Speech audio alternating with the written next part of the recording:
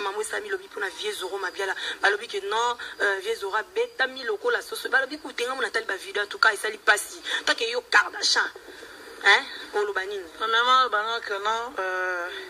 ya kakol place zano ayuma moi kakol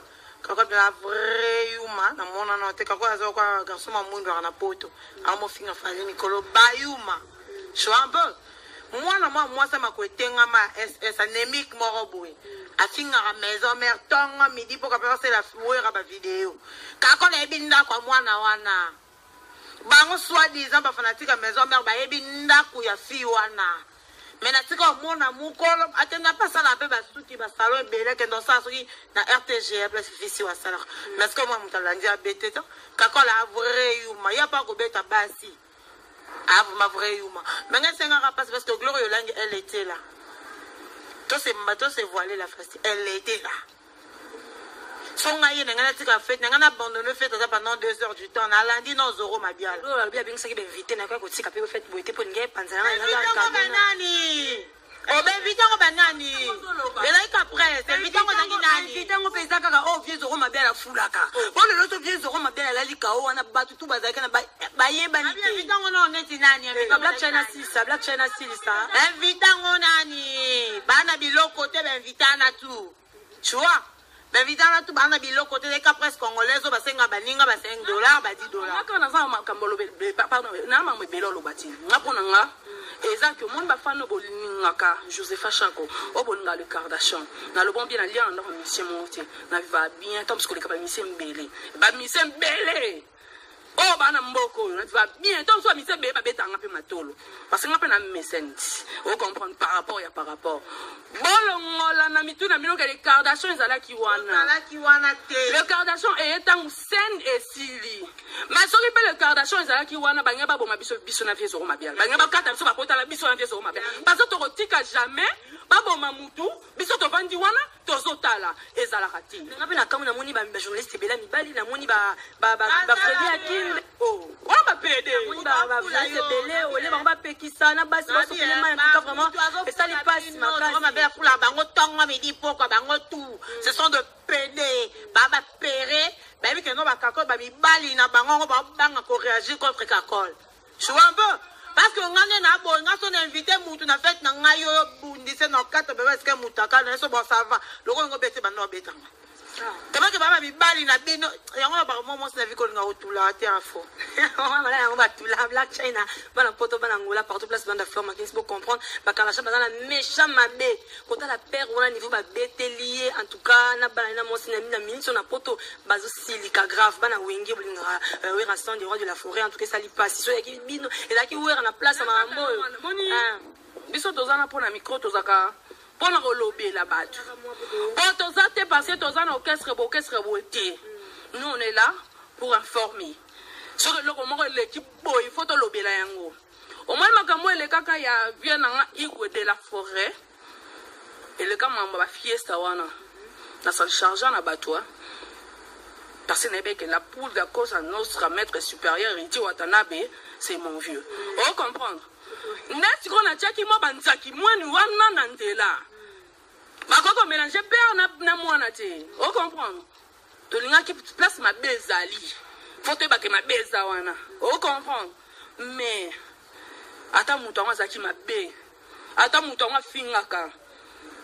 mais fallait ka batu oyo biso to moni po video ezo la kisa to ngai pe to mona batu yango o ba assister nani na danger tu comprends to moni yango te batu nyonso na ba téléphone na bango ya ba chinois wana ya ba chinois wana wala ba mikinza wana surtout vraiment yango ndi nazolo bon PD ni bika so ba do so ba PD na lo batane Christian Kabia lo baka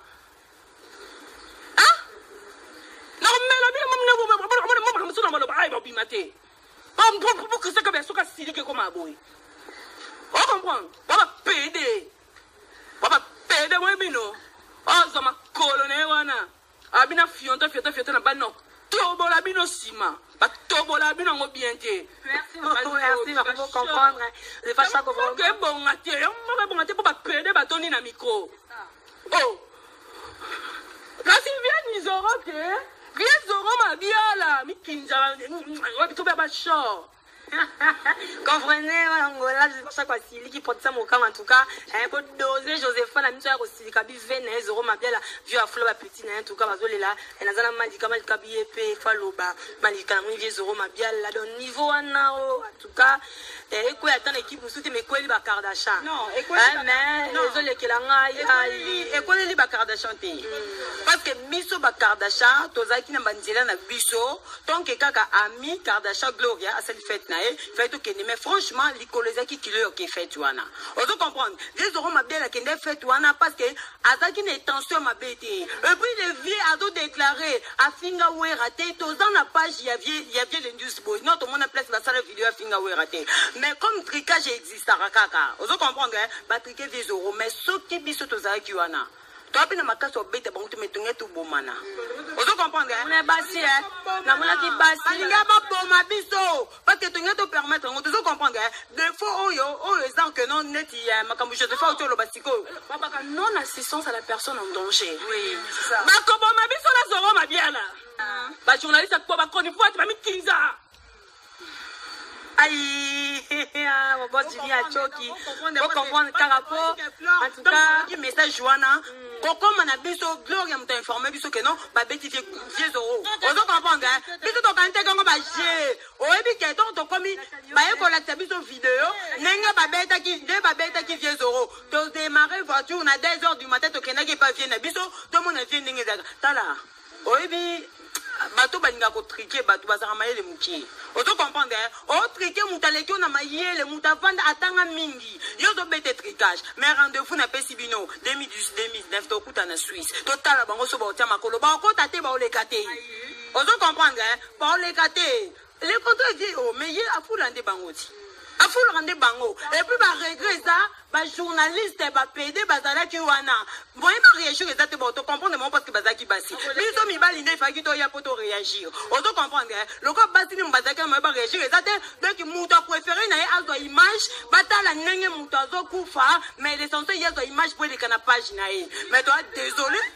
ozo mi bali fele to ya parce que tellement basi bazaki ebele yo koni ma moleka e bongo on comprend mais viens là ngai viens na biso ya boga viens zolela bino viens le Bakardasha zawa